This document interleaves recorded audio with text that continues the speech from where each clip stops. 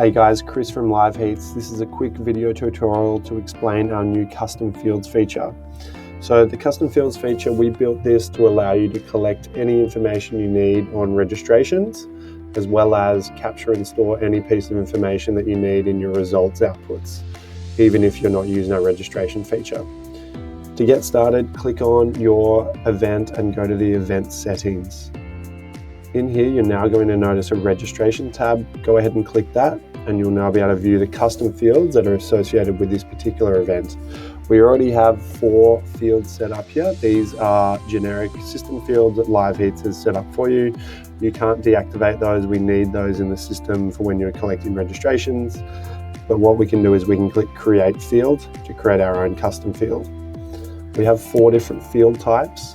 Free text or number. This is for things like postal address or emergency contact.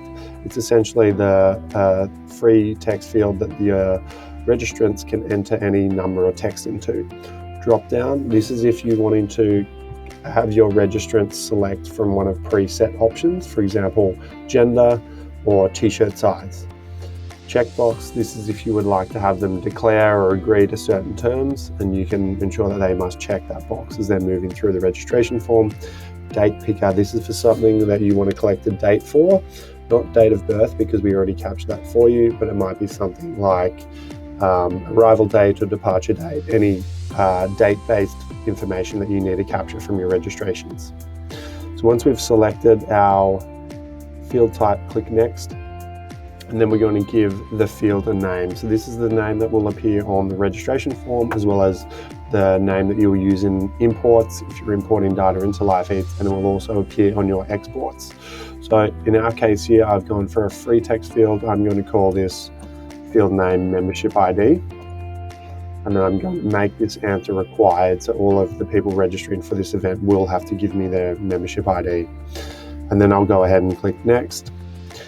The next field here, this is where we determine at which level does LiveHeats store this information for us. At the user level, so that's like the person responsible for managing all of the athlete profiles in that account. The athlete level, that's like the athlete themselves, and it'll go alongside their athlete profile on LiveHeats, or registration. So that's where the piece of information we're capturing is only relevant to this particular competition or this particular series. In this case, I want the membership ID to be carried with that athlete everywhere they go within LiveHeats in my event, so I'm going to choose athlete.